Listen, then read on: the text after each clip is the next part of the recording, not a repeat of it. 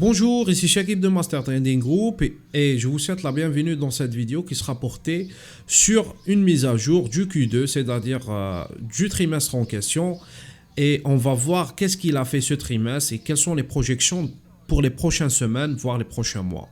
Donc, sans plus tarder, on va voir le comportement du dollar dans les prochaines semaines. Et pour cela, vous devez comprendre l'économie. Quels sont les dessous de l'économie, bien sûr.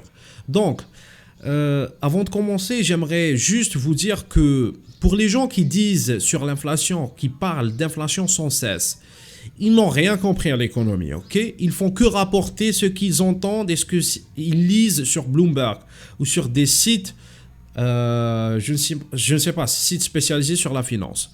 Pourquoi? Parce que ces gens-là n'ont aucun modèle derrière, ok? Ils ne travaillent pas avec les datas, ils ne savent pas traiter les datas, donc vous qui vous êtes novice sur les marchés financiers, vous allez tomber dans leur piège.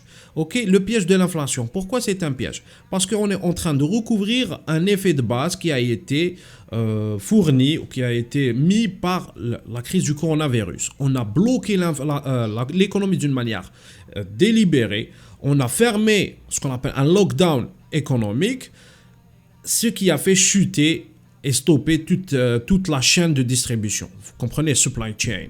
Ensuite, on a réouvert la chaîne tout simplement en question. Et cette réouverture a donné un recouvrement de l'effet de base. Donc, le problème actuellement, c'est pas l'inflation. Ok? Le problème, c'est pas l'inflation. Je vais vous montrer quel est le problème. Mais avant cela, j'aimerais vous partager une information capitale qui est que la Banque centrale est en train d'émettre. C'est-à-dire, maintenant, la Banque centrale, elle est en face d'une problématique qui est comment faire rembourser toute cette masse monétaire qui est sur l'économie. C'est-à-dire comment on va rembourser cette dette du coronavirus. Parce qu'on n'a pas laissé les sociétés faire faillite. Qui dit société faire faillite, dit licenciement, dit chômage, dit famine et j'en passe. Ok. Donc, en contrepartie, qu'est-ce qu'elle fait? Elle injecte de l'argent, donc elle sacrifie le dollar. Le dollar est sacrifié actuellement. Ok? Par contre, le dollar, le problème avec lui, c'est qu'il a un double comportement.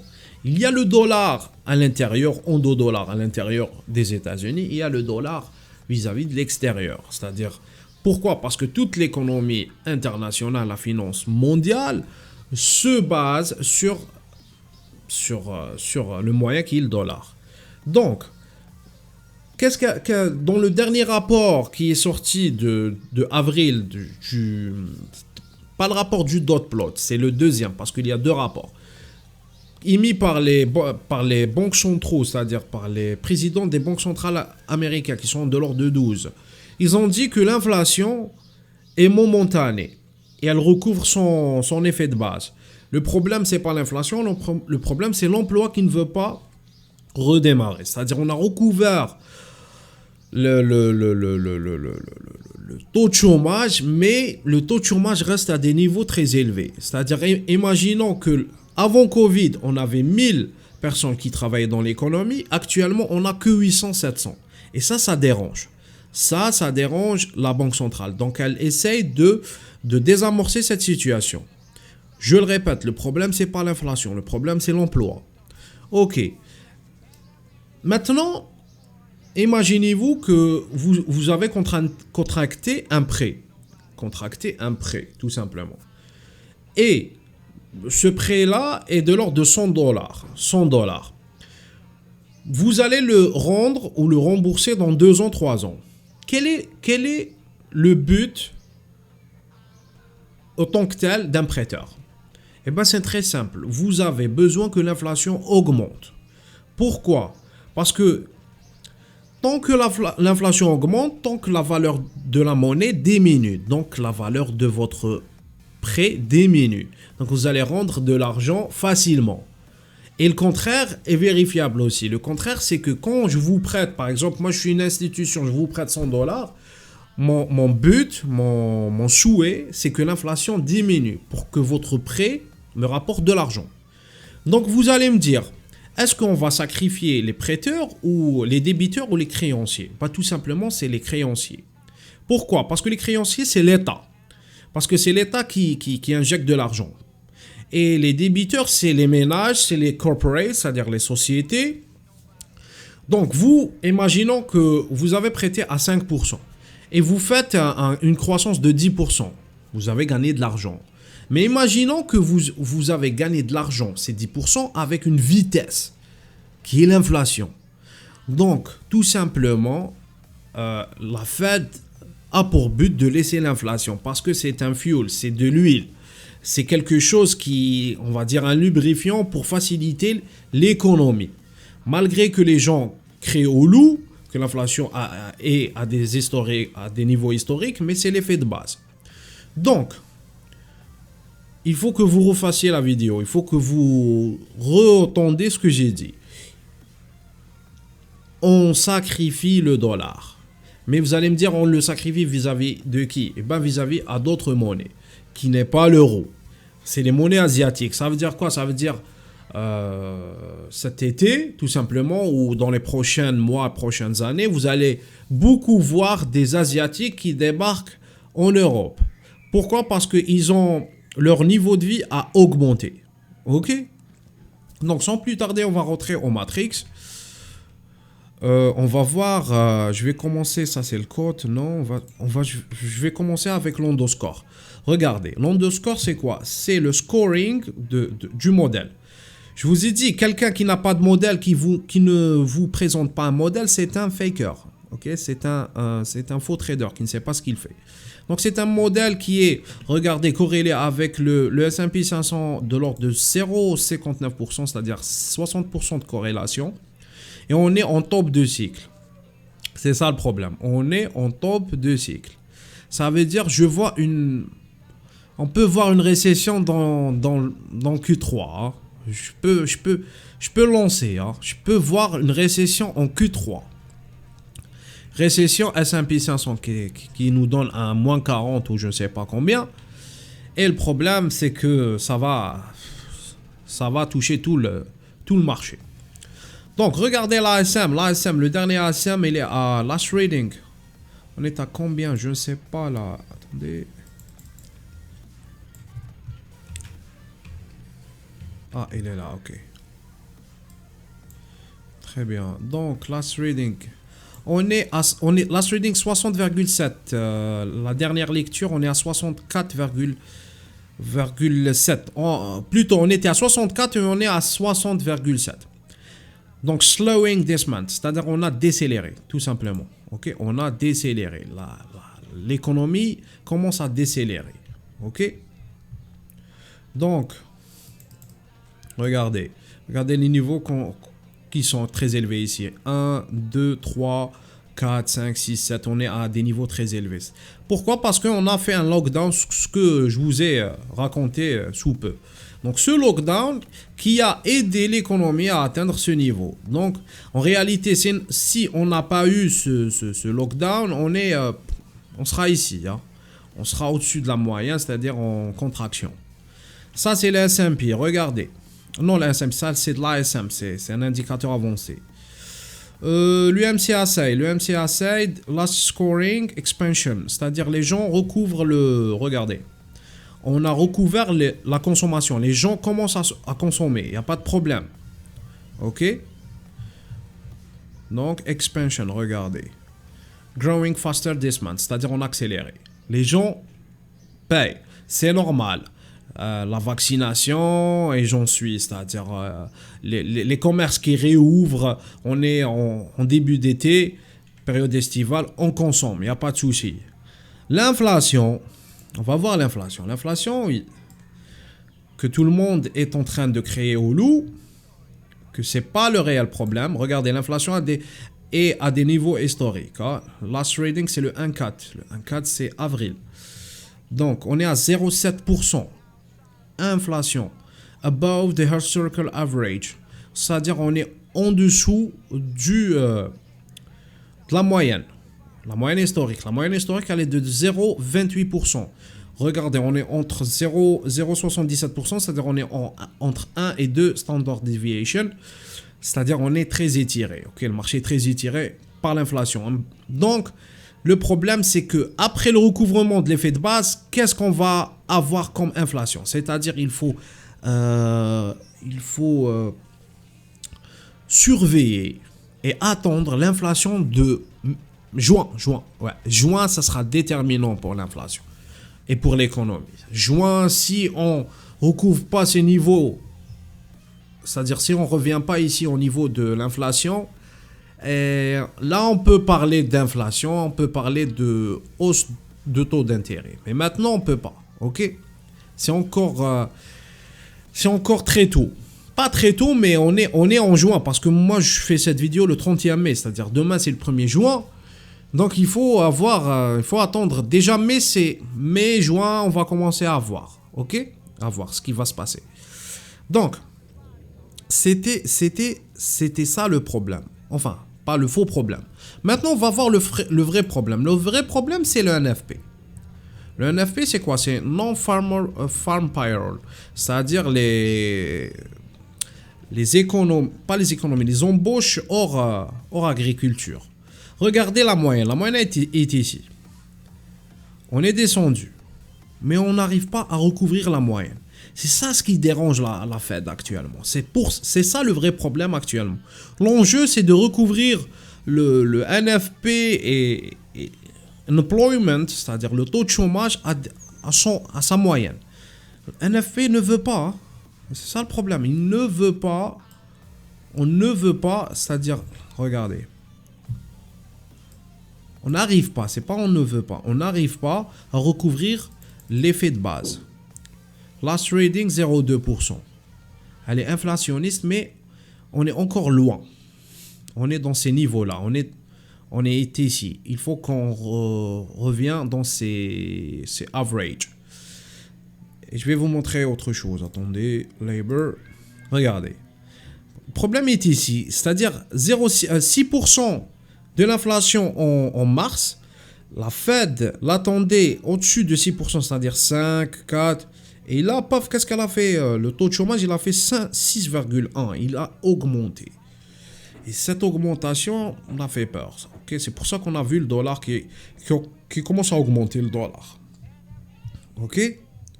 Donc, regardez.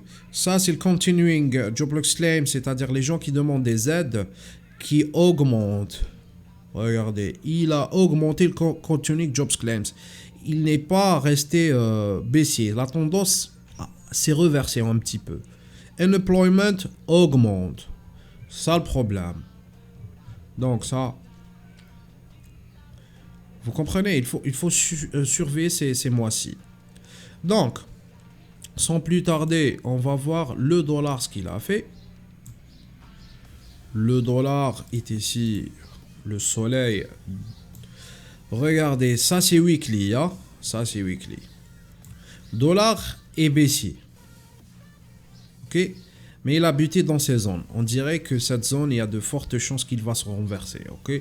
Mais pas par rapport à l'analyse technique, mais par rapport au fondamental. C'est-à-dire, si l'inflation ne part pas, la Fed est obligée d'augmenter les taux d'intérêt. Ok? Si ça correspond à cette zone, donc on a une très forte zone que le dollar augmente. Ok? Maintenant, je suis baissier. Hein? Je suis baissier le dollar jusqu'ici, jusqu'à cette zone, 88. Si on casse les 88, on peut aller très, très, très loin. 86, ok? Mais fondamentalement, on est dans croisée des chemins, si vous voulez, dans la croissance, dans l'économie. Et je vais aller plus loin, vous montrer quelque chose de très, très significatif, l'US dollar. Ça, c'est le commitment of trader. On était baissier à long terme, bias of long term, c'est-à-dire le biais long terme. Maintenant, sur le long terme, on devient long. Ok? Et regardez, ça, c'est typiquement smart money. Agressif, agressif, agressif, agressif, long. Agressif, agressif, agressif, long. Ça veut dire quoi? Ça veut dire, psychologiquement, les banques centrales, enfin, les institutions financières commencent à réfléchir à acheter le dollar. ok? Et quand la smart money achète le dollar,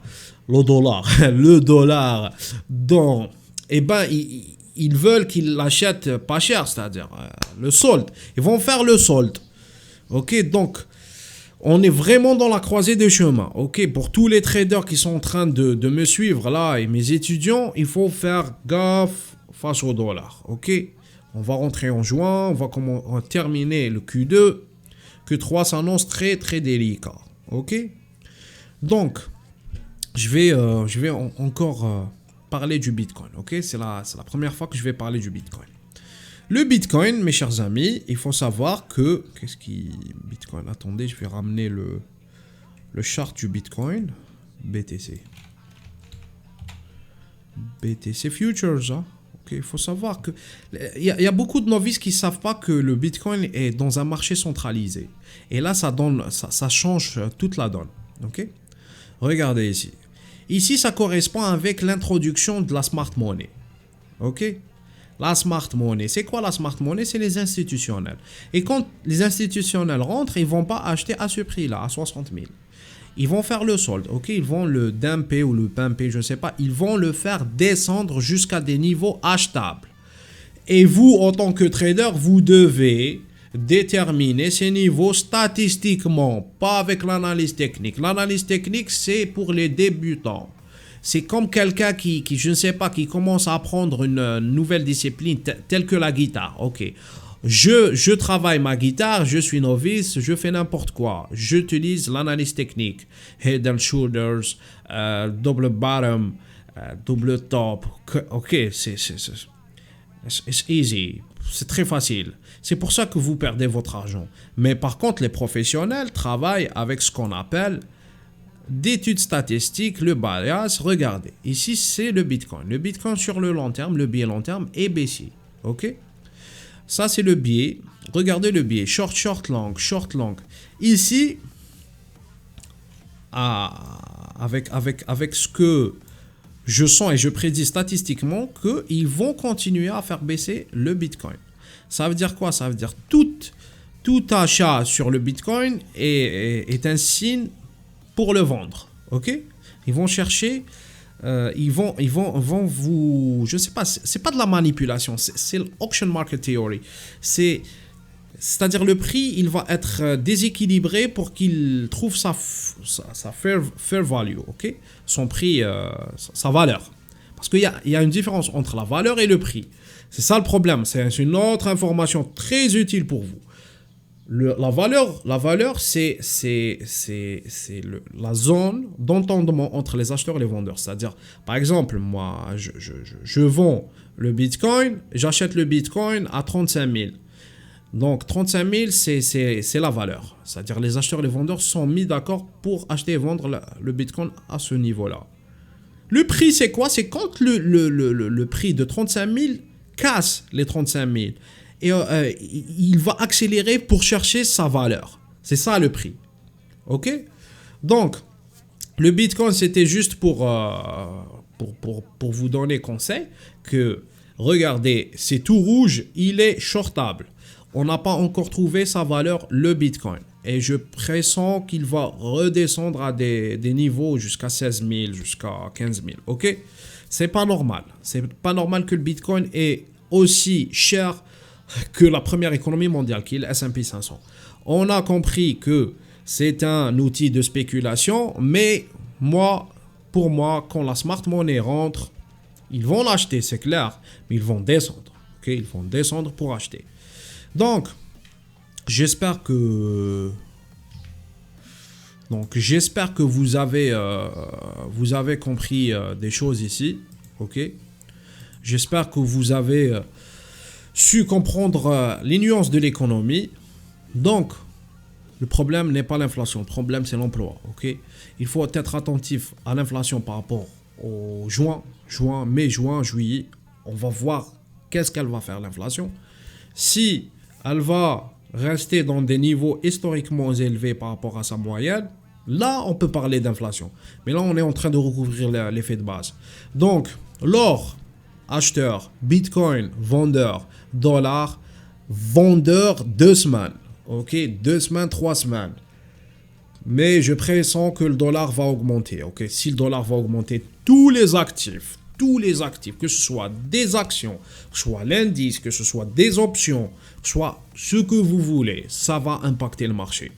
Alors, si vous avez des questions, parce que là c'est une vidéo très technique, si vous avez des questions, n'hésitez pas à les mettre en commentaire. Si vous avez besoin d'une formation, si vous êtes novice ou vous n'êtes pas rentable tout simplement sur le marché, j'ai une formation, j'ai un groupe de trading, un club avec des traders professionnels, un niveau très élevé. Ok, c'est un niveau avancé. Donc, vous n'allez pas entendre du marketing, je vais vous harceler avec l'économie, vous allez entendre que de l'économie, économie et finance. Et statistiques, c'est quelque chose de très, très secret, qui est un secret gardé par les traders professionnels. Moi j'ai atteint un niveau où je ne vois pas le prix, ok, je ne vois pas le prix, je vois que la statistique, ce qu'elle me dit, ok, et c'est très rentable. Allez, merci, à la prochaine vidéo. N'hésitez pas de liker, commenter et partager pour les référencements. Allez, je vous dis à la prochaine vidéo et merci pour votre attention. Clock's ticking, time is over. Before you know you're older. So sober, alone, you getting my cold shoulder. You crying like it's rain. You causing all the pain. No closure, I'm colder. You getting nothing, Joker.